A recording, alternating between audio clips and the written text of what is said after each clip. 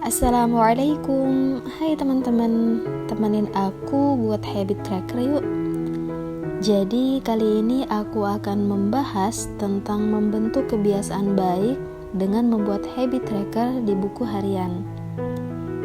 Habit tracker bisa diartikan catatan di mana kita bisa melacak kebiasaan apa saja yang kita lakukan.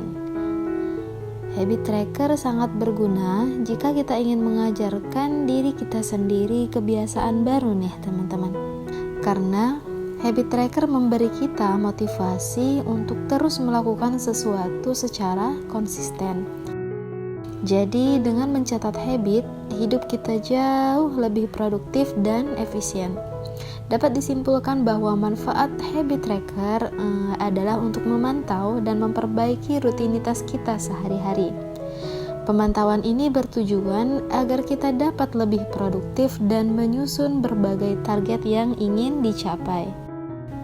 Jika kita ingin mengajarkan diri kita sendiri kebiasaan harian atau kebiasaan mingguan yang baru, jangan memilih terlalu banyak dulu ya teman-teman. Kalau kita langsung memasang standar yang sangat tinggi, maka peluang kita untuk terus melakukannya akan semakin kecil. Jadi, mulailah dengan maksimal 5 kebiasaan baru di habit tracker kita. By the way, sebenarnya beberapa bulan lalu saya sendiri sudah pernah mencatat habit tracker. Dan pada waktu itu, jujur saya merasa waktu yang saya habiskan lebih produktif. Setelah itu, beberapa bulan saya vakum.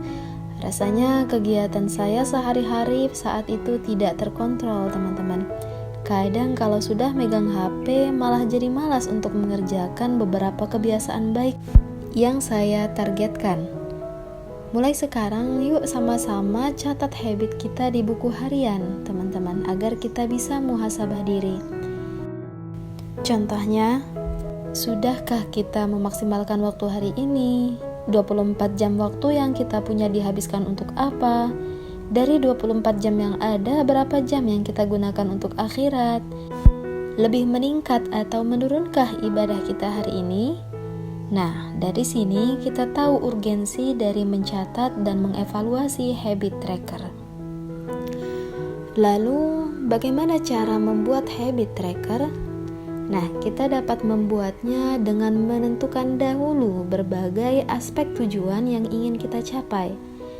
Contoh beberapa aspek yang ingin kita kembangkan bisa diantaranya adalah ibadah, keilmuan, kesehatan, atau bahkan keuangan.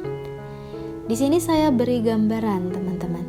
Misalnya, kalau ingin melakukan kebiasaan baik dari segi peribadatan, salah satu yang bisa kita masukkan adalah sholat 2. Kenapa tidak kita masukkan saja sholat 5 waktu?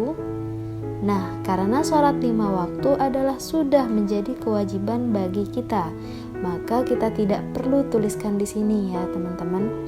Yang kita catat adalah kebiasaan baik yang sering kita tinggalkan teman-teman, seperti itu.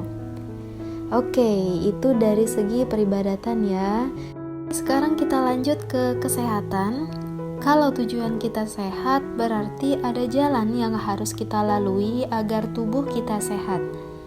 Bisa dengan olahraga lari 15 menit, atau minum air minimal 2 liter, atau berjalan 5.000 langkah setiap hari, atau minum jus buah setiap hari, dan lain-lain.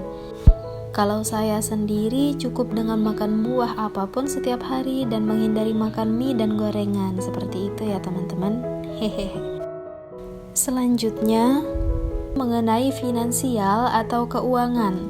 Dari segi keuangan bisa kita terapkan sedekah subuh atau menabung untuk berbagi makanan ketika sedekah Jumat dan lain-lain. Oh ya, tidak harus mengacu pada poin-poin yang telah disebutkan tadi ya teman-teman. Kalau misalnya teman-teman punya kebiasaan buruk yang ingin diubah, teman-teman bisa banget menambahkannya dalam habit tracker.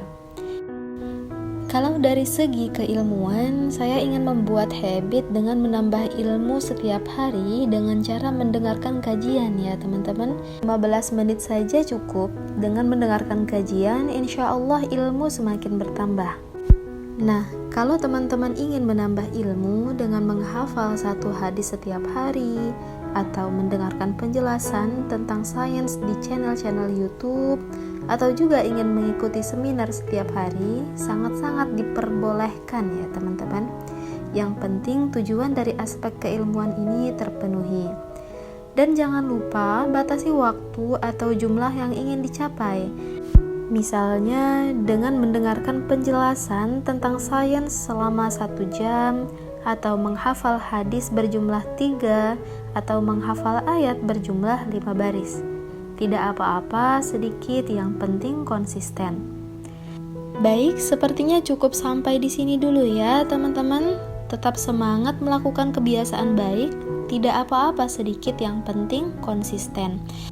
Terima kasih banyak sudah menonton, jangan lupa like, komen, dan subscribe.